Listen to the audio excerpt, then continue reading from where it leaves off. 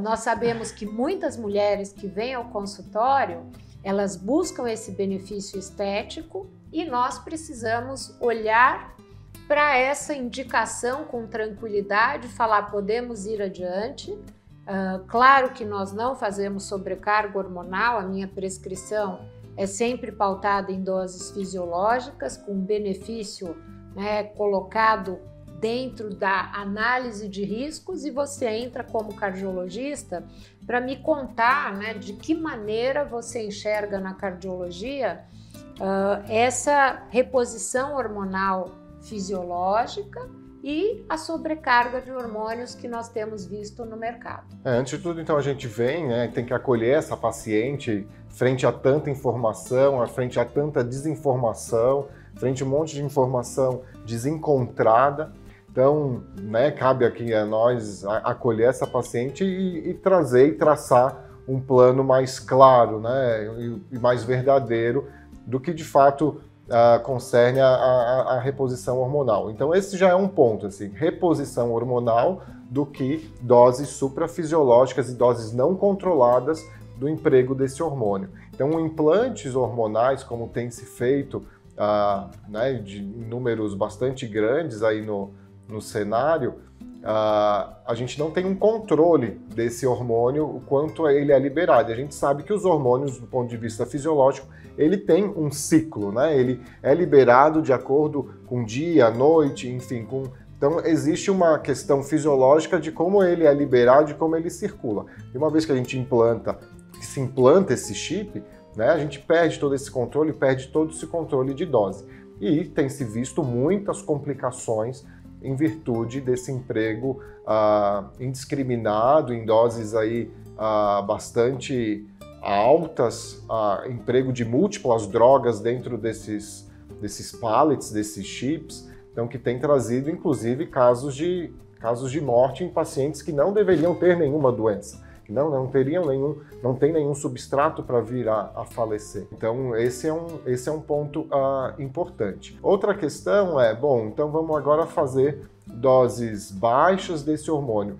Independente de dose baixa, existem características daí pessoais de cada paciente, né, que tem mulheres que têm uma característica mais androgênica, tem receptores aí que são mais sensíveis à ação desses hormônios da classe masculina, tem uma amplificação maior, tem um formato de corpo diferente, enfim, e que mesmo doses mais baixas podem acarretar numa hiperreatividade de pressão, então tender ao desenvolvimento de pressão mais alta, alterar padrão de colesterol, reduzindo o HDL, aumentando o colesterol ruim, LDL.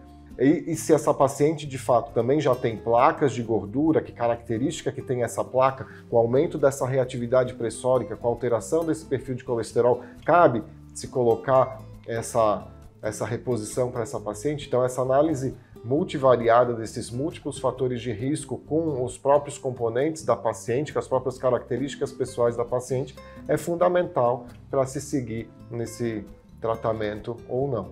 Então, de tudo que você falou, nós temos sempre uma análise individual dos riscos potenciais da reposição hormonal, mesmo que fisiológica, e esses riscos devem ser avaliados do ponto de vista cardiovascular e outras questões, é claro, em relação a câncer, hiperplasia de endométrio, na reposição hormonal feminina. Isso nós podemos falar depois com a nossa ginecologista.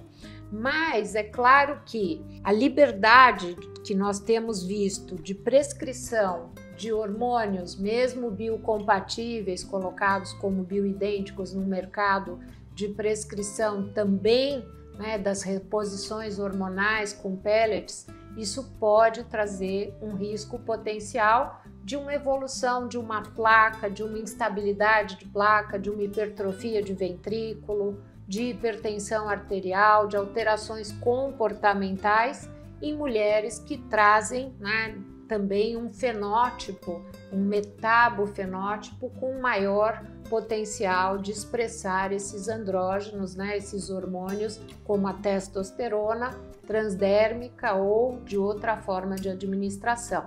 Então, sempre que nós pensamos em reposição hormonal na mulher perimenopausa, climatérica, a mulher menopausada, ou mesmo em uma jovem que queira ter o benefício de uma reposição transdérmica, a análise da função cardiovascular é de extrema importância. Então, esse trabalho em equipe é o diferencial hoje, dentro de tudo que nós assistimos, que é essa falta de responsabilidade na prescrição médica, no uso indiscriminado de hormônios e também na automedicação.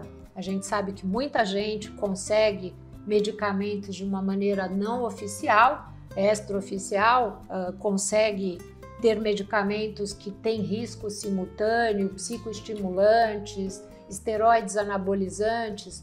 Recentemente recebi uma paciente que foi vítima de um profissional que colocou uma sobrecarga de dose para que ela competisse no fisiculturismo.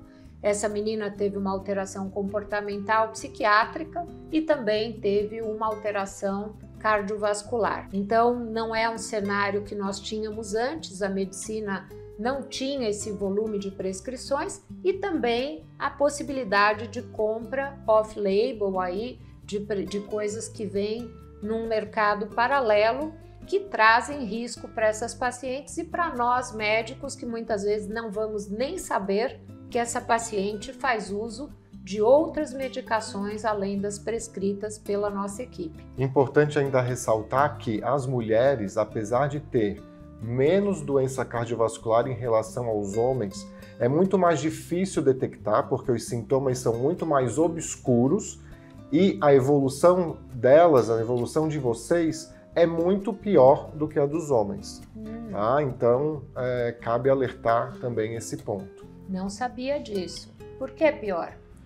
Enfim, são múltiplos fatores relacionados, aí tem a própria questão hormonal de vocês, né? Que vocês são protegidas durante a vida reprodutiva pelo estrogênio, uma vez que acaba o estrogênio, há alterações fisiológicas e também que acarreta em alterações no sistema cardiovascular. A própria manifestação dos sintomas ela é muito atípica. Doenças autoimunes, características de doenças autoimunes podem impactar na saúde cardiovascular. Há uma incidência maior de desordens de saúde mental que impactam na saúde cardiovascular e isso tem um impacto maior no sexo feminino. Então são múltiplos fatores aí que acarretam nesse sintoma mais obscuro e numa evolução mais desfavorável. Então, muitas coisas para eu aprender. Sempre aprendo com o Dr. Carlos Eduardo, é muito bom ter você aqui conosco e muito obrigado pela entrevista.